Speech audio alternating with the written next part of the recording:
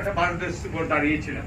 আমাদের ছাত্র তরুণরা একটা দেশটার কাঠি, জ্বলন্ত দেশটার কাঠি ছড়িয়ে দিতে পেরেছে এবং তাদের উইথ স্মার্টনেস এবং প্রজ্ঞা ভিত্তিতে, এবং যার ফলে আমরা সফল হয়েছি। তো তারা অবশ্যই আমাদের অভিনন্দন পাওয়ার যোগ্য। এবং আমরা যারা, আপনারা যারা এখানে বহুদিন থেকে ভূমিকা রেখে আসছেন, আপনারাও ধন্যবাদ পাওয়ার যোগ্য। আমরা সবাই, আমার মনে হয় আমরা গর্ব করতে পারি যা যা ঘটেছে। আমাদেরও ক্ষুদ্র অবদান ছিল প্রত্যেকেরই।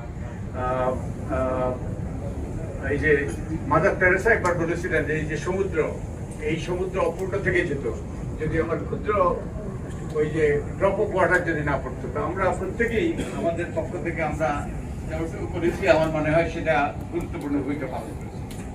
এখন আমরা পরিবর্তনের কথা বলছি। পরিবর্তনটা কোথায় শুরু হয়েছে, কোথা থেকে?